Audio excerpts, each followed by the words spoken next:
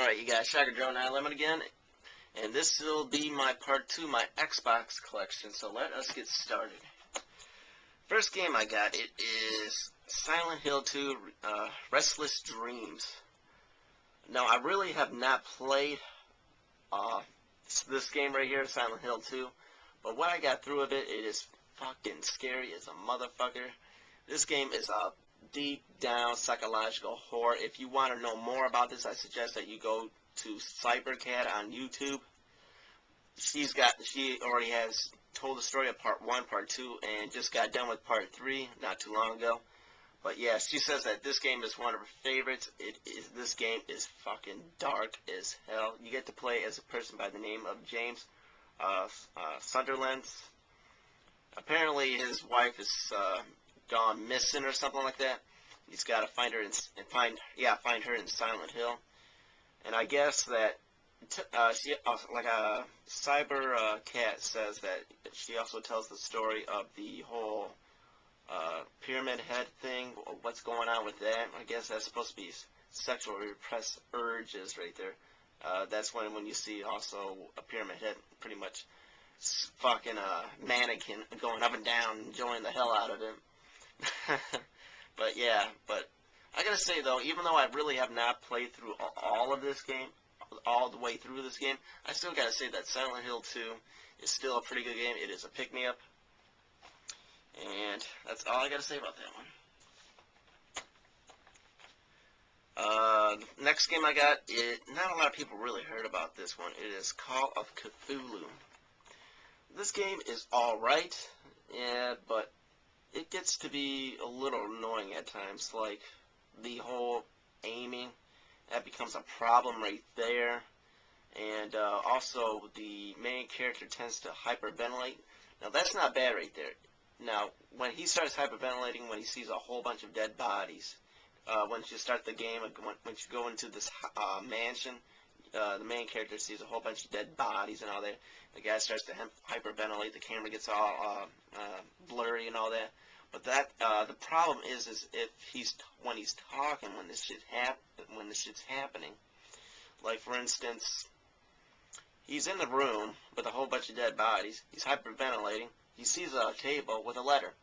Here he is going. All of a sudden, oh look, there's a piece of paper on the table. Maybe I should read it. Okay, I read it.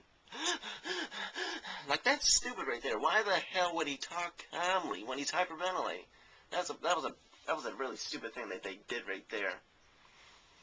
But the whole story of the game is the main character goes into this mansion with a bunch of cops and all that.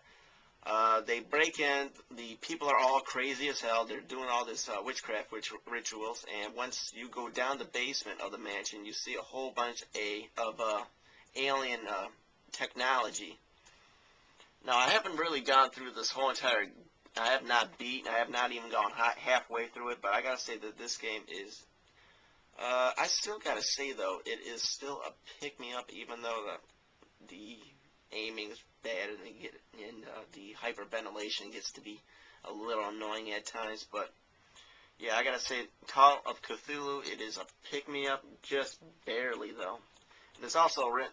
The story is written by H.P. Lovecraft. He also I believe he written Eternal Darkness. Like I said, Eternal Darkness is still my #1 game that I have. So hopefully the story gets a lot better when I get through a little bit more through it. Okay, I'm pretty sure a lot of people know about this one, though. It is Blood Omen 2. Great voice acting, but not great gameplay. The whole story is that Cain has to save a whole bunch of vampires from going extinct from the humans, and also from this big-ass night demon guy, or whatever the hell he is. I have not gone through this whole entire game as well. I only got through more than halfway through it, and I just got bored of it. It just got so boring, this game did.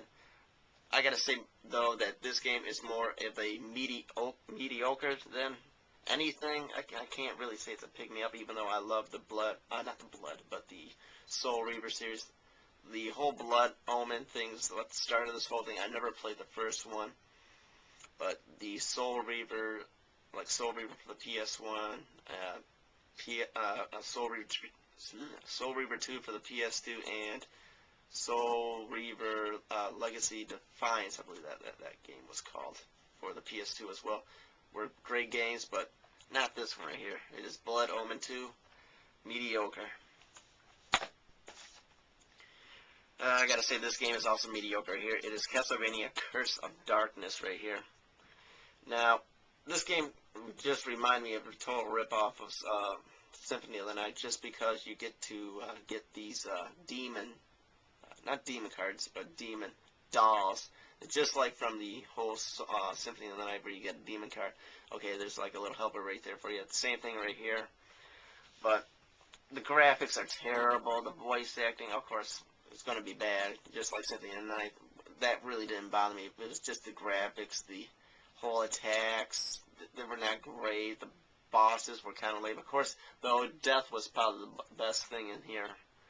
But the story was awful, too. I can't really remember that much of the game, but I remember the story being really awful. But, yeah, this is nothing more than mediocre right here. Is Castlevania Curse of Darkness. Also, there's one thing, though, I liked about that game, is that once you get a guitar, you can just rock your way out of the fucking, from villains and all that shit, just hitting them somehow from their fucking rock or something like that. I thought that was cool right there. Oh, gotta check the time. A little bit out of time, but got enough time. Alright, next game I got, it is one of my favorite Xbox games right here. It is Star Wars Knights of the Old Republic. Fucking great game right here. Beautiful graphics. You can either choose as a good Jedi or a Dark Jedi. Of course, the first time I ever played this, I had to be the Dark Jedi. But also, you also get to have all these other characters that are also part of the whole story in the game. The story is fucking long as hell. If you're the villain, though, you got to kill off a couple of your characters. But if you're the hero, then most of them, all but one, stay with you. But yeah, I gotta say that this game is definitely a pick-me-up right here. It is Star Wars Knights of the Old Republic. Great game right there. Played that game for hours. But this game right here, I gotta still say it's a pick-me-up, but it's glitchy as a motherfucker. It's more glitchier than Knights of the Old Republic. It is Star Wars Knights of the Old Republic, the Sith Lords. This game was so goddamn glitchy most of the time. You could see someone just running on the background for some reason. The camera jumps for some reason. The load times are longer. I gotta say, longer than the Knights of the Old Republic, the first one. The story is fucking kind of difficult too to understand. But I still gotta say, even with all those problems right there, Knights of the Old Republic, the Sith Lords, is still a pick-me-up right here. My favorite character, though, is I believe her name is Kriya, that old woman right there. She reminds me of more of a mother figure in the game, even though she's a bad mother figure right there. But she seems to like the main character. They're like they're a part of each other, a part of one. Of course, she says that right there in the beginning of the game, because I think she can feel his pain. He can feel her pain right there. But it's so much like a mother figure, I gotta say, on that part. But this game, it is still good, but like I said, it's glitchy as hell. But it's still a pick-me-up. It is Star Wars Knights of the Old Republic. Part 2. The Sith Lords. Well, that's it for now. Make some comments, subscribe, and I shall never quit gaming.